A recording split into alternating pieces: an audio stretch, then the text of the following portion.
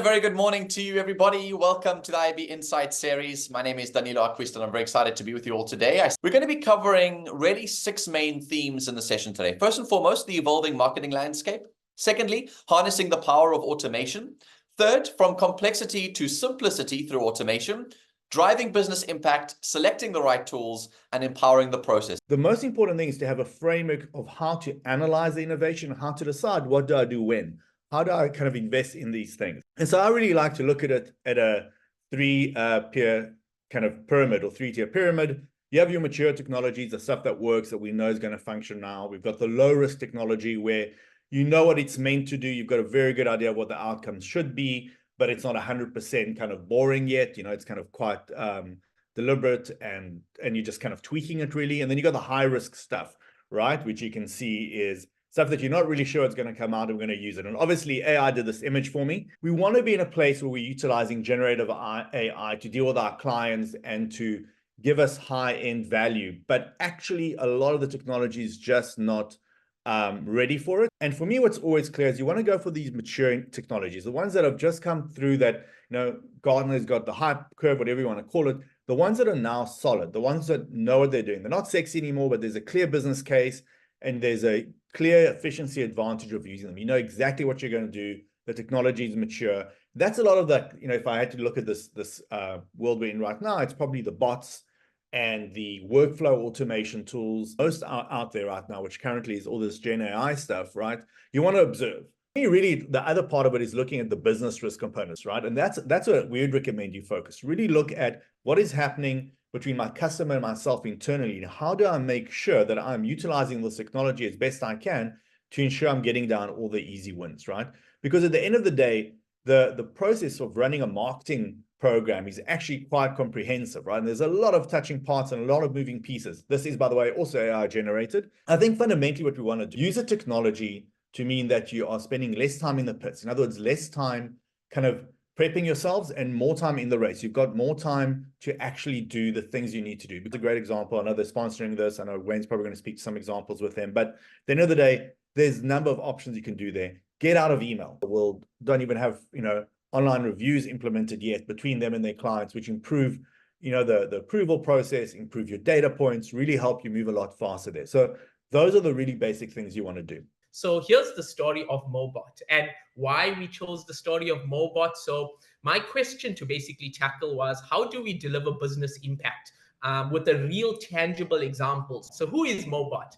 Mobot's an interactive AI-driven chatbot designed to address visitors' inquiries about a diverse range of topics. The lead harvester actually evolved into something quite exciting. So on the right-hand side, you see a little snippet of something quite interesting because we're getting a ton of recruiting happening through our website. So basically the story of Mobot is powered by AI. So we plugged Mobot into ChatGPT-4, so basically OpenAI, and that allowed us to build something quite special without the very nerdy code that you need. And so by leveraging a codeless bot builder and integrating multiple criteria routers alongside an OpenAI plug, Mobot is continuously learning and engaging with visitors more effectively with each passing day. We understood that business hours are from 8:30 to 5. So what happens when customers are actually coming to your site post that? How do we give them some sort of interaction or level of interaction that involves a bit of the human element? And that's what Mobot has ultimately allowed us to solve. And behind Mobot, there's actually quite an intricate structure. So we offer Mobot cards and basically if/or functions to say, Mobot, if you get a question about marketing, here's what you need to answer. Mobot, if you get a question around recruitment, here's what you need to answer.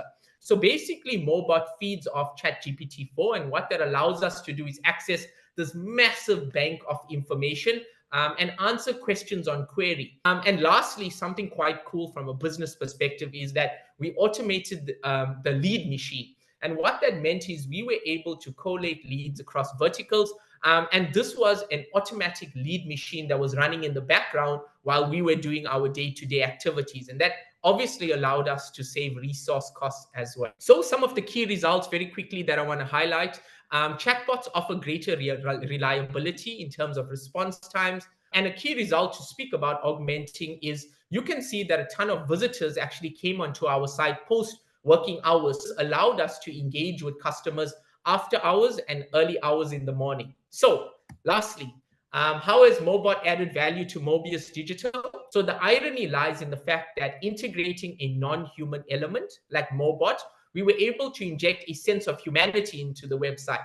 Then looking at thought leadership. So Mobot evolved from a digital marketing expert all the way to taking on leads, building our talent pipeline, addressing customer queries, actually the lead machine. So in addition to serving as an information resource, we will collate a ton of new business leads. Just the last stat, you can see that 82% of all chats were resolved. So the purpose of the whole digital transformation project, obviously, is to transform our business into a much more effective, a much more agile organization that can scale without increasing headcount. That's key.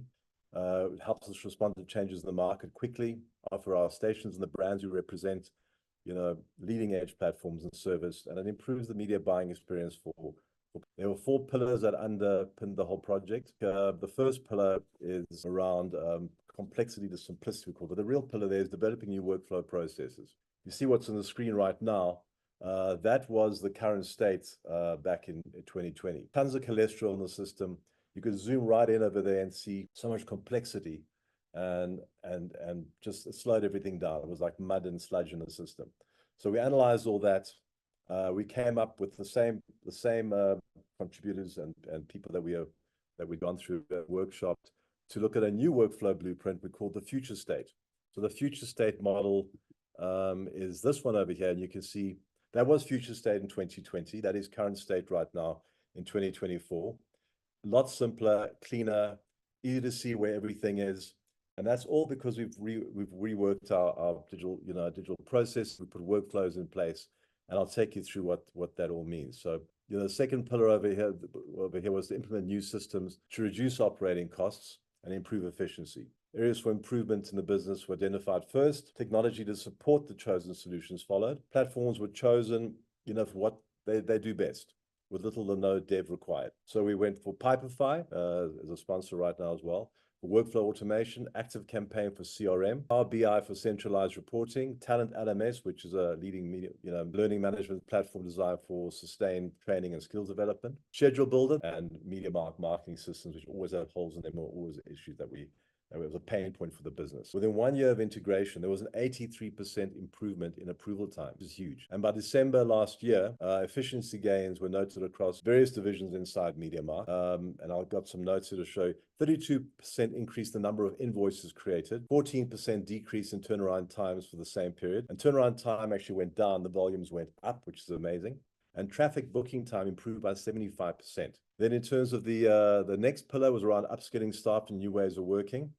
And development means nothing without adoption, right? But you have to take the people on the journey with you. Skills development for the project included a dedicated change management strategy, as well as a combination of functional training and applied learning. Change management followed the ADCAR model, which I'll tell you a little about now, with an attitude of continuous improvement. And that's the whole Japanese philosophy of Kaizen.